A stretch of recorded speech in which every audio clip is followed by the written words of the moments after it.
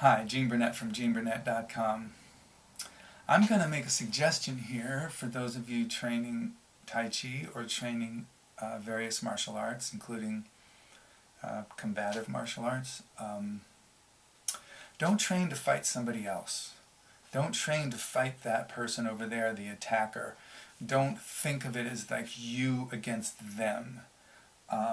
Although that is not an invalid way to think about it. A lot of people think that way with success. But my feeling is it puts too much attention and too much power and too much fear into my defensive response against them. What am I going to do against that person over there, the enemy? I'm not going to go all cosmic, philosophical abstract here and say there is no enemy. We merge with the enemy. There is only oneness of the universe and he defeats himself. That's a lovely philosophy. And if you've been under fire, if your life has been endangered, or if you've been in a bunch of fights where someone's really coming out after you, and you truly feel that way, and you can get to that place of unity and oneness where there is no opponent, there is no enemy, there's only some sort of unified field from which you can preserve yourself. If that works for you under fire, then I guess you can talk about that work, so that is a viable strategy or philosophy. But if you haven't, I just tend to think you're bullshitting yourself and you're retreating into abstractions, and you're not really doing your students or the world any favors by encouraging them to think that an abstract sense of unity and oneness that you can develop in a temple is going to help you on the street or even in daily life where things happen unexpectedly at a pace that's not set up to teach. It's coming after you, perhaps. So I'm not going to say there is no enemy and to be abstractly one with things or to think that you can somehow remain calm in a fight. Everybody that I know and read who's got real life experience with violence talks about the adrenaline dump, the flight, fight, or freeze response, especially that freeze response, and how to get out of that and how to combat that.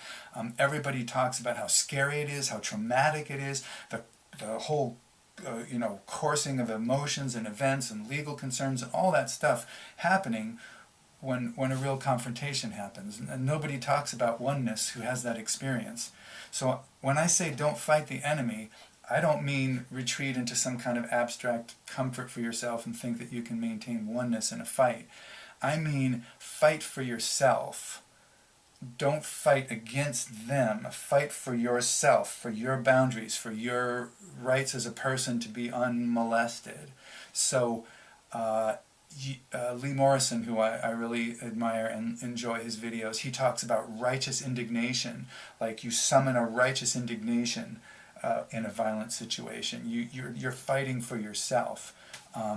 Bruce Lee talked about emotional content, which I interpret as kind of a passionate interest in success, a passionate interest in preserving yourself. So you know how sometimes a little dog will chase a big dog out of its territory, or a small bird will chase a big bird out of its territory? It's not fighting that opponent, it's fighting for its territory, and it's in the right, and the other side knows that, and there's some kind of unspoken like, holy shit, I'm in the wrong here, even though I'm bigger and stronger. And there's that kind of righteous indignation that can repel an attack.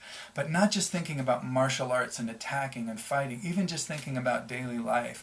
Instead of training for the enemy that you're going to locate and fight and being paranoid all the time about that, train to protect and be aware of your own space and the space of other people around you. Train to protect yourself, first of all, to keep yourself alive and to keep yourself to survive. And second of all, to prevent injury from gravity. Good posture, man. Do your old guy in your future a favor and tend to your posture now, because bad posture will fuck you up just as bad as being beaten up. And look around you at old people who don't have good posture and you'll see what I mean. Costly, expensive, painful stuff in the body. So look after your posture.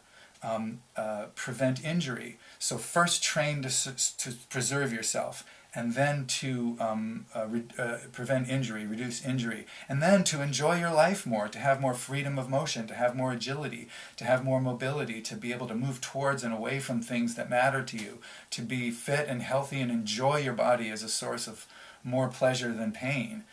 Those are great reasons to train, and for other people, to help other people survive, to fight for them, or to fight so that they're not injured. Maybe you can, if someone's falling over, maybe you can slip in and catch them and save them from a fall or prevent injury. Or if they are injured, maybe you can move to them and assess the situation and figure out what needs to be done. You can help them also enjoy their lives. You might be able to help them like I do, help people with their balance, or just help people by being an example of balance, by just having a good bearing and a decent kind of aware posture in the world. So instead of training to fight the opponent out there, how about training to fight for yourself, to survive, to avoid injury, and to enjoy your life more, and for others to help them survive, to help them avoid injury, or to help them enjoy life more.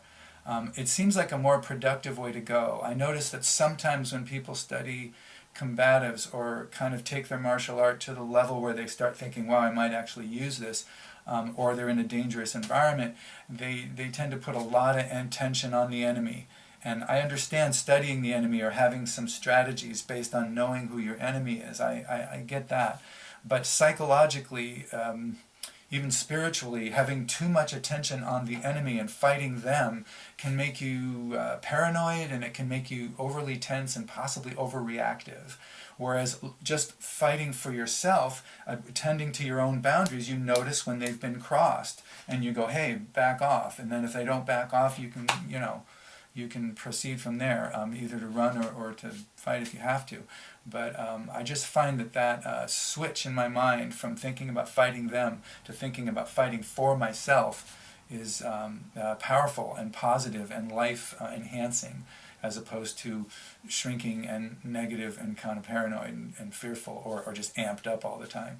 So anyway, just a thought, as a suggestion. I encourage you to experiment and figure out for yourself your own view of how martial arts sits in your life and what you think about. But I'm just, suggesting that maybe try that one on for size, because it sure works well for me. So thanks for watching. I appreciate it. If you like this channel, please subscribe. Hit the like button if you want to let me know that you like it. Also, I have a donation box below if you feel like supporting this kind of stuff. You can drop me a donation. No donation is too small or too big. Or not. I just intend for these videos to be helpful, so if they are, that's great. If you leave me a comment letting me know that, I would appreciate it. That's always nice to hear. So thanks for watching. I appreciate it, and take good care.